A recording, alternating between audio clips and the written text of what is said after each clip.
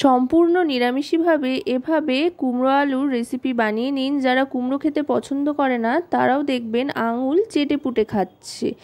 আর আমিষের কথা একেবারে ভুলেই যাবেন কুমড়োর এই নিরামিষ পদ যদি রান্না করা থাকে। এর জন্য প্রথমে কড়াইতে সর্ষের তেল গরম করে ফোড়ন হিসেবে নিয়ে নিচ্ছি 5 ফোড়ন।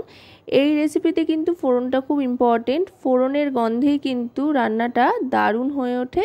আর নুন মিষ্টি তো অবশ্যই আন্দাজ করে পরিমাণ মতো দিতেই হবে। এবার দিয়ে দিচ্ছি 5 ফোড়নের সাথে তেজপাতা আর শুকনো লঙ্কা, আর তার সাথে সামান্য হিং। এই 4টে জিনিসই কিন্তু অবশ্যই ফোড়নে দেবেন, তাতে দেখবেন দারুণ সুন্দর একটা ফ্লেভার আসছে। এবার দিয়ে দিচ্ছি ডুমো করে কেটে রাখা আলুর টুকরোগুলো। আলুগুলো এবার এখানে ভালো করে ভেজে নেব। আর এই রেসিপিটা কিন্তু অবশ্যই সর্ষের তেলেই বানাবেন, তাতে করে যেমন ঝাঁঝ হবে তেমনই স্বাদ হবে। আলুটা হালকা ভাজা হয়ে যাওয়ার পর দিয়ে দিচ্ছি ডুমো করে কেটে রাখা কুমড়োগুলো। আলু কুমড়ো দুটোই কিন্তু বেশ বড় বড় করে কেটে নিয়েছি। কুমড়ো আর আলুটা ভাজতে ভাজতে এবার দিয়ে দিচ্ছি টমেটো। একটা বড় সাইজের টমেটো ডুমো করে কেটে নিয়েছি। আর কয়েকটা চেরা কাঁচা লঙ্কা দিয়ে দিলাম। 3 থেকে 4টে কাঁচা পাকা লঙ্কা চিড়ে দিয়ে দিয়েছি। আপনারা আপনাদের স্বাদ অনুযায়ী লঙ্কার পরিমাণটা কম বেশি করে নিতে পারেন। এবার ভালো করে সবটা ভেজে নেব। এবার দিয়ে দিচ্ছি পরিমাণ মতো নুন। নুনটা দেওয়ার পর দিয়ে দেব 1 টিস্পুন পরিমাণে হলুদ গুঁড়ো।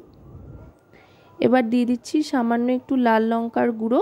যেহেতু অনেকগুলো কাঁচা লঙ্কা চেরা দিয়েছি তাই অল্প একটু লঙ্কার গুঁড়ো দিলাম। এই রেসিপিটা একটু ঝালঝাল হলে ভালো লাগে। রুটি, লুচি, পরোটা, ভাত সব কিছুর সাথে কিন্তু এটা আপনারা সার্ভ করতে পারেন। এবার দিয়ে দিচ্ছি একটু আমচুর পাউডার।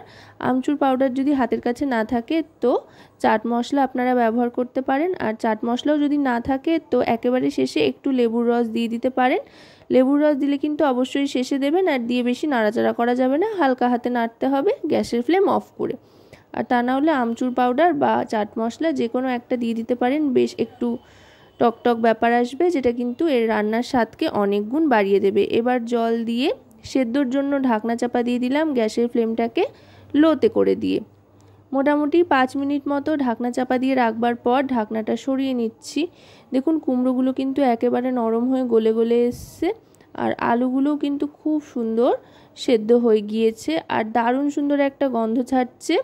5 ফোড়ন, হিং আর আমচুর পাউডারের মেশানো গন্ধটা অসাধারণ। দেখুন আলুগুলো কত সুন্দর সেদ্ধ হয়ে গিয়েছে। এবার আরও খানিকক্ষণ ভালো করে এটাকে কষিয়ে নেব মাখো মাখো হয়ে আসা অবধি। এবার দিয়ে দিচ্ছি পরিমাণ মতো চিনি।